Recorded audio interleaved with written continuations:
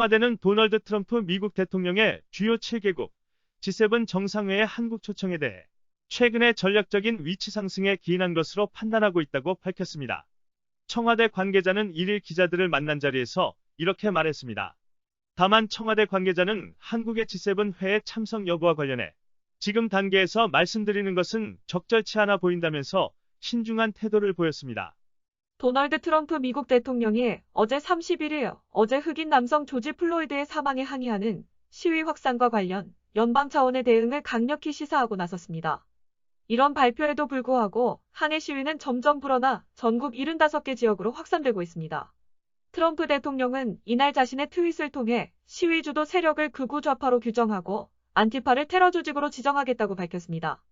안티파는 극우 파시스트에 반대하는 극좌파를 가리키는 단체입니다.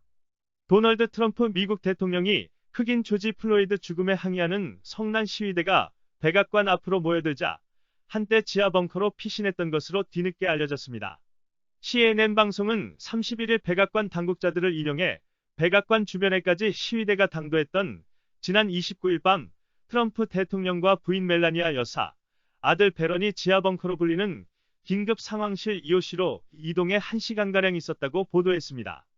연방정부가 지원하는 급여보호 프로그램인 PPP 융자의 첫 탕감 사용 시한이 도래하면서 탕감 신청서 접수가 본격화됐습니다. 탕감액 조정과 승인 권한을 가진 중소기업청은 최근 수정된 PPP 운영에 관한 잠정적 최종 규칙 IFR 중 융자 탕감 규정에 맞게 신청서를 작성해 접수할 것을 권고했습니다. 다음 소식입니다. SBA 급여 보호 프로그램인 PPP로 지급한 보조금을 근로자 보너스로 지급해도 된다고 연방 중소기업청 즉 SBA가 발표했습니다.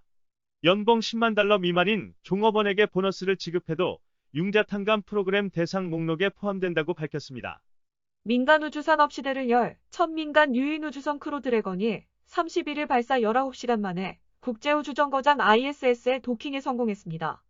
AP통신 등 외신에 따르면 미 동부 기준으로 전날 오후 3시 22분 2명의 우주 비행사를 태운 채 플로리다주 케이프 커네버럴의 케네디 우주센터를 출발한 크루 드래건은 이날 수동 조정 없이 매끄럽게 자동 도킹에 성공했다고 나사 본부 측은 발표했습니다. 이번 저지 플로이드 사망에 항거하는 시위의 외부인 유입설을 제기하고 있다는 보도가 나왔습니다. 워싱턴 포스트지는 미네소타 주정부 및 시 당국이 외부인 유입설을 제기하고 있다고 보도했습니다.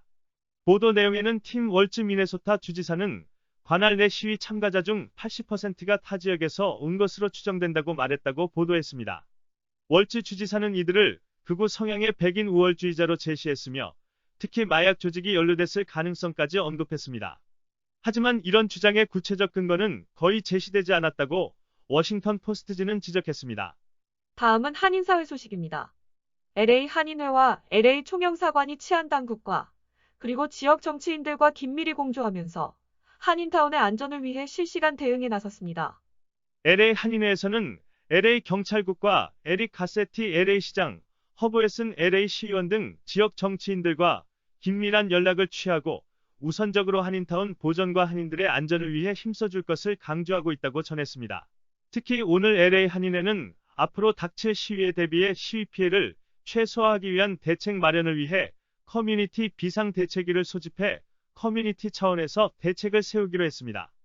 LA 총영사관은 황인상 부총영사를 팀장으로 비상대책반을 구성하고 비상연락망을 정비하는 한편 남가주 치안당국, LA 한인회와 각 지역 한인회, 한인단체들과 긴밀히 공조해 한인들의 신변안전을 확보하기 위해 나섰습니다. 한국 뉴스입니다.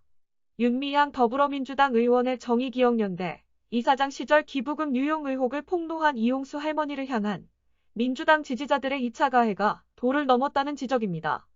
이 할머니가 과거 일본군과 영혼 결혼식을 올렸다며 이른바 토착외구로 모는가 하면 입에 담기 어려울 정도의 조롱이 계속됐습니다. 정치권에서는 민주당의 민낯이 드러났다는 말이 나왔습니다. 민주당 당원으로 추정되는 한 네티즌은 지난달 31일 페이스북 더불어민주당 당원그룹 게시판에 전사한 일본 군인과 영혼 결혼식을 한 할머니의 진실한 사랑의 경의를 표한다는 글을 올렸습니다. 이 그룹은 민주당 당원과 지지자들의 건전한 의견 교류를 위해 만들어진 토론회장입니다. 북한이 연일 위안부 지원단체 운영 논란에 휩싸인 윤미향 더불어민주당 비례대표 의원을 엄호하고 나섰습니다.